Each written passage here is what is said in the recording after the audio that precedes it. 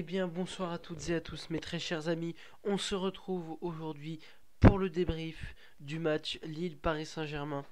Match nul entre les deux équipes, un partout, but de Kylian Mbappé sur penalty à la 66e et but dans le temps additionnel du Lillois Jonathan David. Match nul logique. Et ce débrief va être court parce qu'il n'y a pas grand chose à dire honnêtement. Il n'y a pas grand chose à dire sur ce match qui a été dans la globalité moyen de la part de nos Parisiens.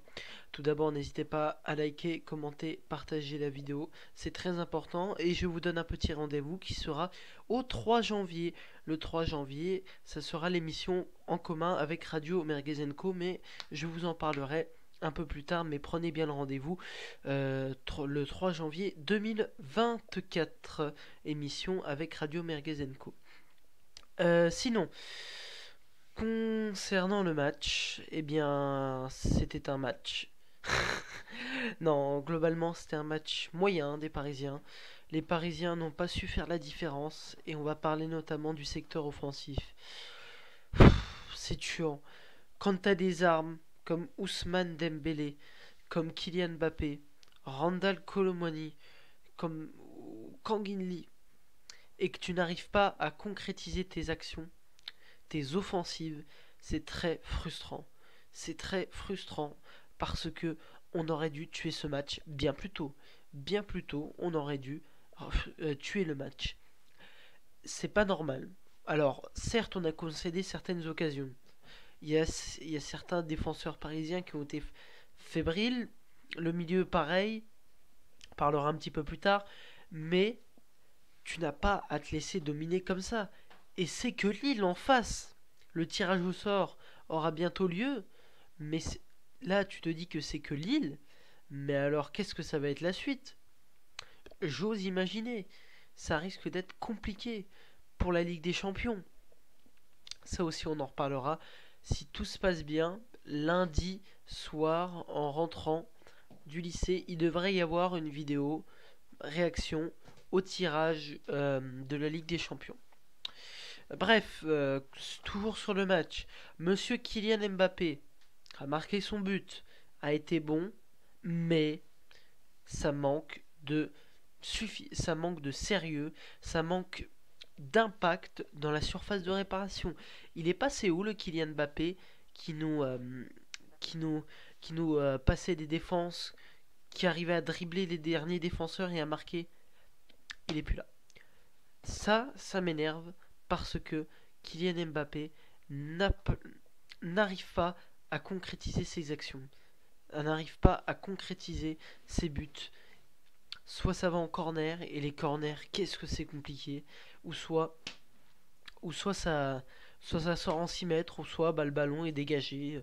Aucun intérêt. Aucun intérêt. Et franchement, c'est très énervant. Ça aussi, c'est très frustrant de voir Kylian Mbappé qui ne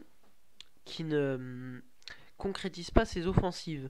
Randal Colomwani rentrée médiocre de Randal Colomwani.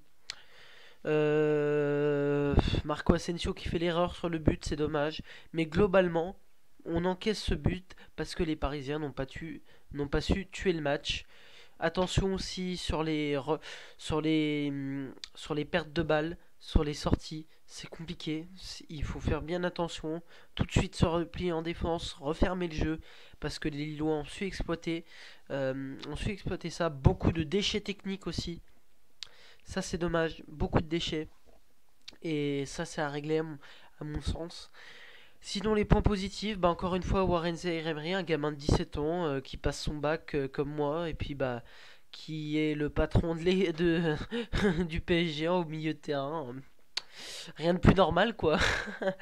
Et puis, sinon, aussi, on a comme point positif, c'est Arnaud Tenas qui a fait les arrêts qu'il a fallu faire, et sur le but qu'il encaisse, il n'y est pas pour grand chose, mais il a fait les arrêts en fin de match qu'il fallait. Et on espère le revoir, Arnaud Tenas. Et sinon, point. Comme nom positif, j'emploie. En flop, bah, je mettrais l'attaque parisienne qui n'a pas su être tranchante. Je vais mettre aussi Skriniar, sa rentrée était pas ouf. Colomwani, sa rentrée pas ouf. Ugarte qui a été un petit peu décevant. Et puis voilà, hein, et je pense qu'on est pas mal pour ce débrief. Merci à tous d'avoir suivi cette vidéo. N'hésitez pas à commenter, liker, partager, c'est très important, ça m'aiderait à me soutenir beaucoup. Je vous souhaite à tous une très bonne fin de soirée, un bon dimanche, une bonne fin de dimanche, une bonne semaine. C'était Elio, prenez soin de vous. Ciao.